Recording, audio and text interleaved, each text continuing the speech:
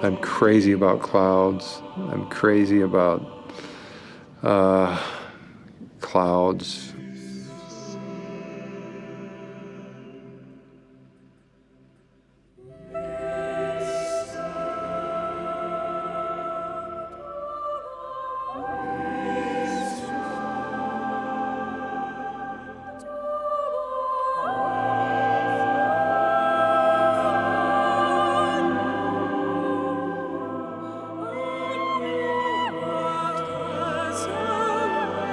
My wife and I have a big picture window that we have our coffee in front of in the morning.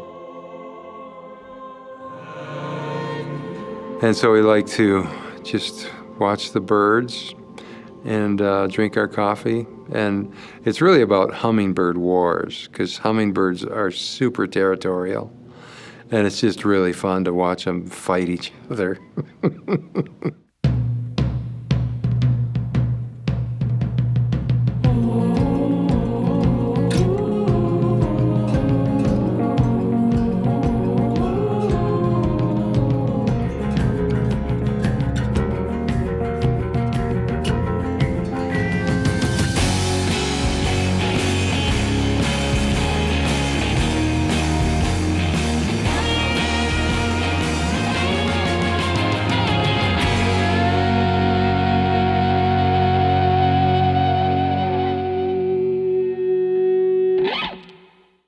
I feel that we each have a responsibility to be an encouragement to other people through our story.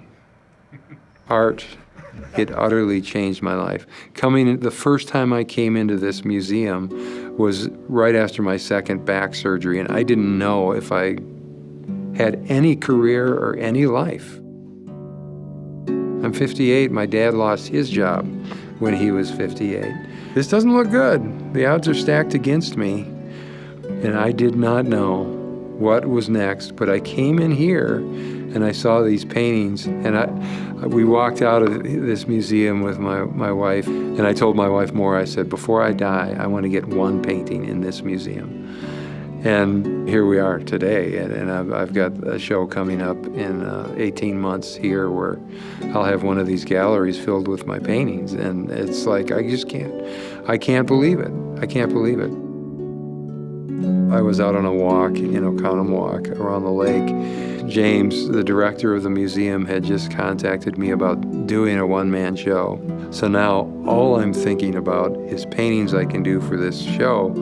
And I came around the corner, and there were some roofers just finishing up a job at the golden hour, and they were all standing on the apex of the roof of this house. I thought, well, I've got to throw some sandhill cranes in there flying below those guys, but above the guys on the ground, throwing the big fish truck.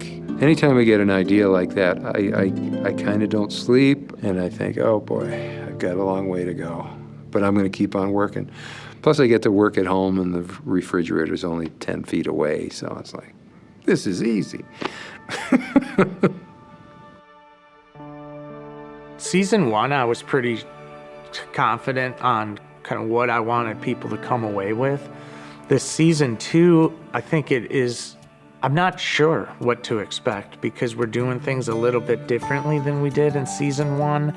I think ultimately, I want to honor God in everything that we do. I want people to see the good in life. Like, I just want people to feel loved and accepted and forgiven. I said this in the first season. I didn't have these tools. Like, I learned these tools. I wasn't given anything. I was given everything by Jesus. but on a worldly stage, I wasn't given hardly anything. What that illustrates is the faithfulness of God and his depth of love for us, how he takes such extraordinary pleasure in blessing us.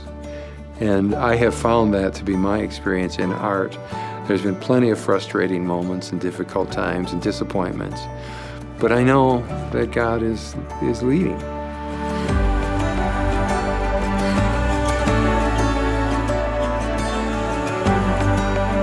think when we're going through our deepest struggles, we often think we're the only one going through it. It's interesting how after the fact, in something that you don't want to tell people, and you're ashamed to tell people, how it's not just accepting or kind people are, it's how authentically it moved people who were struggling with really similar things, and I never would have known, that reached out and she said, I need someone to talk to, and I don't know what to do about this. I think when we share our stories of just letting go and trusting God, if there's a way in which we can tell that story to be an encouragement to others, I think that's really important.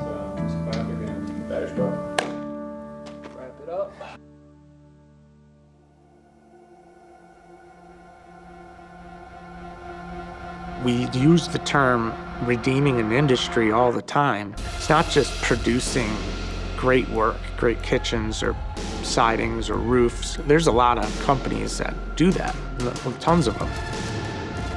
There's a real joy in there, not only just producing something, but producing a relationship that really glorifies the things that God is all about, like His character.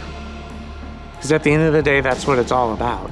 You know, like people is what it's all about. All of the other stuff is really cool, the buildings and the barns and that stuff, but you know, it's all temporal. People are the real deal.